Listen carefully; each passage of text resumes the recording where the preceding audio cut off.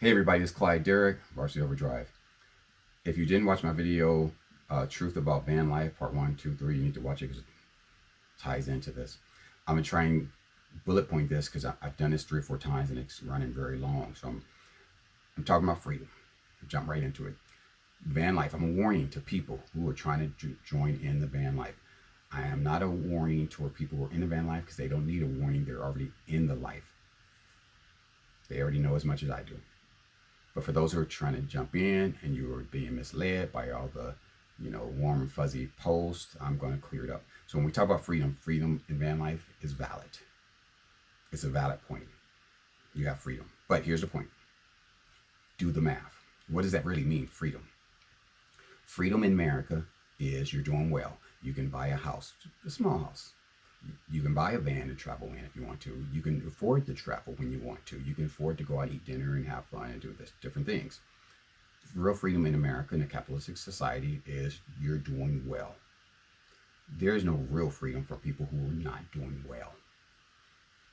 So it just doesn't exist. It's an alternative fact. So let's look at the alternative fact. How is a van life freedom? Well, it is in certain cases. First, let's talk about the college student. It's a preemptive strike. It's not freedom while they're staying in a van and going to college. It's not freedom. But when they don't have to have the weight of the loan that they would have had to take out to pay for housing. So after they finished college, what they did brought them a certain amount of freedom. That's just one way of freedom. If you can buy your van cash, $5,000 or $6,000, $8,000, $7,000, $8,000, whatever, then and you can make $1,500. Now, why did I say 1,500? The craziest question I always hear is people, how much does it cost to live in a van? Well, how much does it cost to live in life? Do the math. I'm not trying to insult anybody. I guess I do by saying that it's a ridiculous question, but I'm sorry. How much does it cost to live in America? You do realize you can't quit in America unless you make about $1,500. There's actually how much it should be a class taught in high school. How much does it cost to quit in America? That number is about 1,500. Tell me I'm wrong. Do the math. You got to pay for gas to move the van around. You got to pay for car insurance.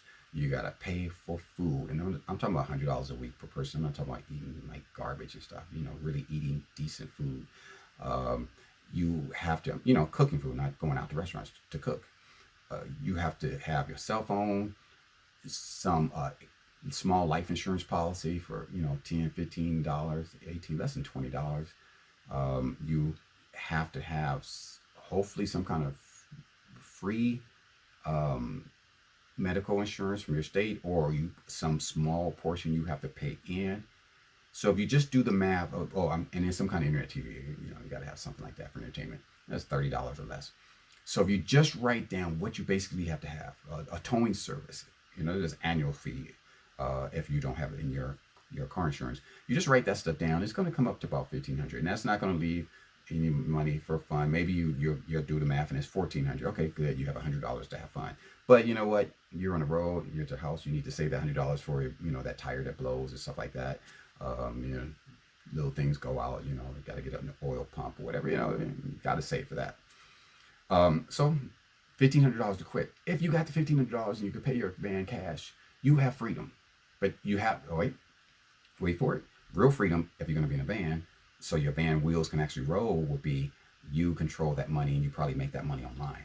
That's real freedom, because now if you want to leave the cold Chicago winter and go to Florida, you can't have a job that you go to every day. You have to have internet money so you can move those wheels, because that's what freedom is in a van, so you can freely move down to Florida for the wintertime.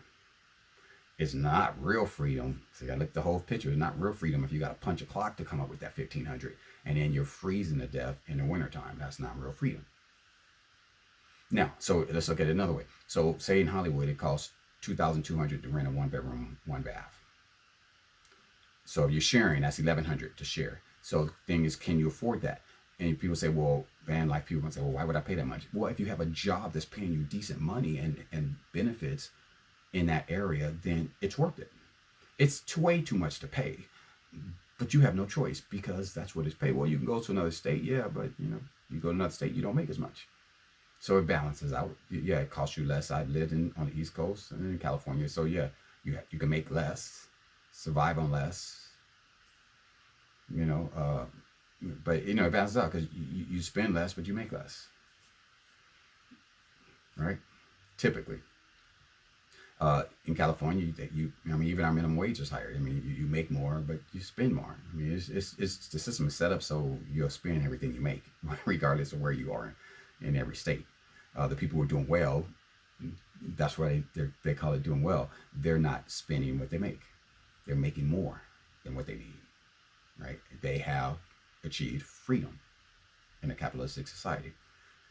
So again, so if you can't afford the 1100, if you can't, then you have two options. You can pay rent. Let's sleep on someone's couch. I mean, not sleep on someone's couch. You can pay rent and take a room up in someone's house for maybe 700. Maybe you can get 650 somewhere. If you can do that and still be on that job, is it worth it? Well, you have a shower, you have a bathroom, a toilet to sit on when you want to in the middle of the night. You have a big bedroom, a decent sized bedroom. You have a kitchen. Is it worth an extra $200 a month? I think it is. Okay, now, but maybe you're too burnt out. I mean, there's a lot of scenarios. So maybe you're too burnt out. You just don't want that job. You don't. Then yeah, you're burnt out. That's why you need the freedom. That's okay. So if you have to pay for your van, if you're paying $500 a month for your van, is it worth paying for the van if you can pay $700 and have a bedroom in somebody's house? You say, yeah, it is. Really? Is it really? For $200, you get access to a kitchen? So you got to figure out what does freedom really mean? Yes, it's valid, but it's valid to the person. Only the person. I'm not saying it's not. Again, I'm just being a beacon of light to people who are trying to think about getting van life. It's up to you where you're at. If you're at the point where I've been for years, where I'm just tired. I'm tired of working for people. I'm tired of taking crap on a job. I'm tired of not getting the respect I should get. I'm tired of making so little money and never have anything left after I take care of everybody else and blah, blah, blah, blah, blah. I'm just sick and tired. I'm tired. If you're there, then yeah, van life is looking very good. And it will provide you the freedom that you probably need. When you get to 1,500, key point, because I'm there. When you get there, actually mine is like $2,000. I got to generate $2,000. When you can get to that point, that minimal need, and you can generate it on your own, then van life is freedom. Until then, it's not. It's just a van. It's nothing. You need to get that minimum. Remember, so I always say to yourself, it costs at least $1,500 to quit in America. Right? So I think I covered all the scenarios where you could sleep on not sleep on someone's couch. You can and the 1,500 again does not include any rent at all. You could do the 1,500 and stay in a relative's home. That's not charging you rent. And no bills. You could stay in the van that's paid for, or bus that's modified. What else? Well, staying in somebody's house and that's pretty much. I mean, it doesn't include rent. So that's just 1,500. No rent and bills. That's just basic needs. So if you got a relative that let you stay with them, you could live on 1,500. I would stay in their house. I am staying in someone's house. I pay bills, but I don't pay rent. So you see my point. So is it valid to say it's freedom? Yes, it's valid. But when people say that, they're not explaining every aspect. They're not explaining their personal reasons for freedom, because everybody's is different. So they're not saying it's freedom for me because I was burnt out. I don't know why people don't just tell the truth. I was burnt out. I could not work no more. I could have kept a good job. I just couldn't do it mentally no more. This gave me the freedom. Say that so that people understand, oh, that's why. That's their definition of freedom. Or the other definition will be, I couldn't get a good job that paid me enough to survive that way. It was just, I wasn't making it. I was just barely getting by, and sometimes not getting by. This is better for me in a van. I cut my budget down and I got a $4,000 or $5,000 van. I don't have to pay anything and blah, blah, blah, blah. Then explain that to the people so they understand. Because what happens is when people hear this freedom talk, they get it confused and they start seeing people traveling the country opening up their back door, saying, "Look at me, I'm on the beach." They start seeing what they start hoping for that. You're feeding into their hope. Everybody wants that. Yeah. Who wouldn't want to just say, "Look at me, I'm on the beach. I'm just chilling for the week in my van. I got freedom." Yeah, everybody would love to say that. But those people don't say, "Well, I made X amount of dollars for my food this week, and I made X amount of dollars so I can drive the van, to the beach because I had to pump gas, and I made X amount of dollars to pay my life insurance, and I did this to make X amount of dollars." People aren't explaining the whole thing, you know. So without a full explanation of what your freedom looks like and why you went there, because like I said, I probably didn't cover every little aspect of why people see their life as freedom. I don't know if I can. I may have kept babbling on for on and on and on. I probably hit every scenario, which I'm not trying to finish this video up. But share why you are not doing the traditional thing. What was the reason? Did you burn out? Did you get laid off? Did you just decide you want to invest in mutual funds so you're saving money?